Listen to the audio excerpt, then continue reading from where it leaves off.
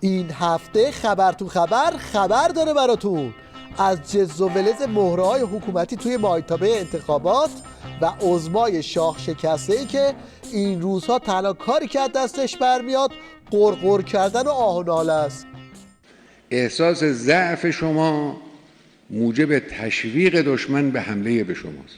اشتباه بعضی از ماها در چالش اقتصادی بزرگی که امروز کشور دچار اون هست، ما امروز دچار چالش اقتصادی هستیم. اشتباه بزرگ این بود که در زمینه اقتصادی اظهار ضعف شد. دشمن دید که اینجا جایی است که میشه فشار آورد، فشار رو زیاد کردند.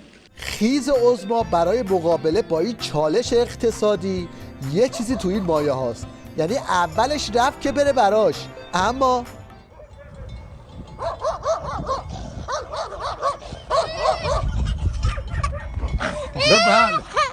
اگه خاطرتون باشه هفته پیش شیخ فری عظما رو منقلبالی کرد و زیرا به تموم خط و نشون کشیدن‌های سیدعلی برای آمریکا رو زد. حالا این شما و این کامنت علم الهدی به رئیس جمهور جام ظهری نظام، این حرف از یه مسئول این نظام در مقابل اظهارات مقام معظم رهبری که ستون خیمه این نظامه، این چه معنا داره؟ خب این حرف مقابل حرف رهبری، یعنی به فاصله 2 روز اینجور دهن به دهن رهبری گذاشتن، اینجور مشت به صورت رهبری زدن، اینطور واسطادن. دقیقاً منظورش از اینجور مشت زدن چه جور مشت زدنیه؟ اینجوری.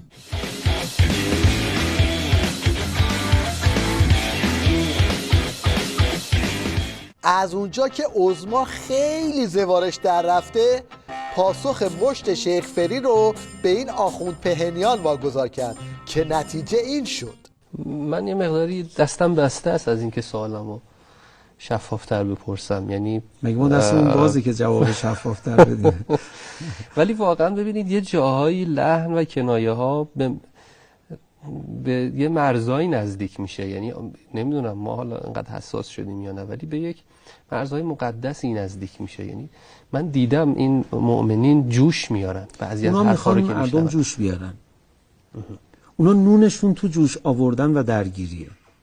به شما عرض بکنم، یعنی اون مسئولی که میاد با ادبیات منقلی صحبت میکنه میخواد آتیش بزنه همه رو. چرا؟ میگه من تو این آتیش میتونم رأی بیارم. اتفاقا اونا دنبال همینن. گاهی باید بی‌اعتنا رد شد. خلاصه این که باندای حکومتی هر کدوم یه سر قدرت رو گرفتن زیر دندونشون رو دارن میجون.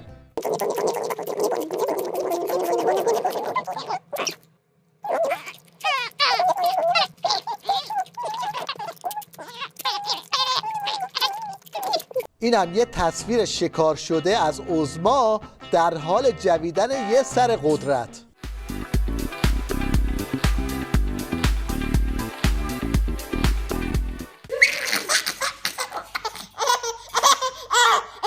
حالا وسط این کشمکش‌های انتخاباتی این خرچنگ عمامه‌دار نظام یادش افتاده که بره تو فاز نصیحت و اینجوری به مهره‌های حکومتی هشدار بده.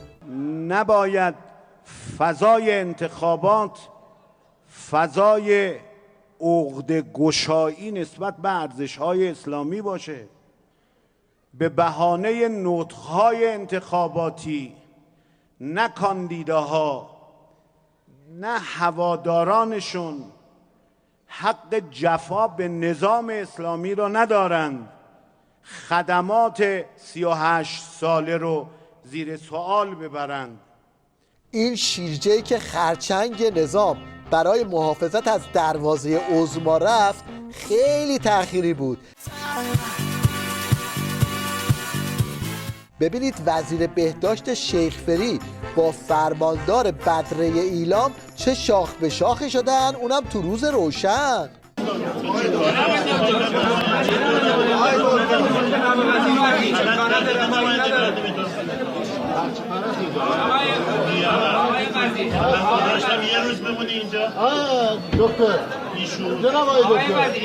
این سیدعلی یه قلپ از جام زهر هسته‌ای خورد، ببینید چی به روزگارش اومده. حالا وای به حال این که بخواد جام زهر موشکی و سوریه و حقوق بشر رو هم بره بالا. سخنگوی وزارت امور خارجه تاکید کرد دولت امریکا در موقعیتی نیست که بتواند درباره حقوق بشر در دیگر کشورها اظهار نظر کند.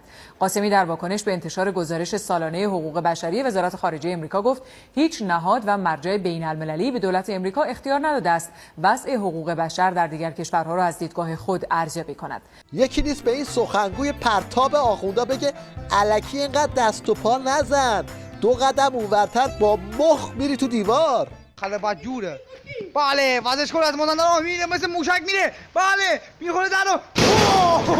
البته خود عظما حواسش هست و مراقبه که تو دوران پسا اوباما زیاد هارت و پورت نکنه، چون نتیجه روشنه. یه نمونش این قسمت از نوحه آهنگرانه که تو بیت خامنه خوندش، اما خودشون از ترسشون تو پخش تلویزیونی سانسورش کردن. من انقلابیم و از بلا نمی ترسم، از آن مترسک کاکل طلا نمی ترسم، از آن مترسک کاکل طلا نمی ترسم. اگر که کج بگذارد دوباره پایش را، به زیر میز کشانم گزینه هایش را، به زیر میز کشانم گزینه هایش را. اگر دراز کند باز هم زبانش را، به خاک و خون بکشانیم ناودانش را، به خاک و خون بکشانیم ناودانش را. من انقلابیم و در خروش می آیم، به یک اشاره رهبر به جوش می آیم. اینم تصویری از گربه ولایت توی این روزا.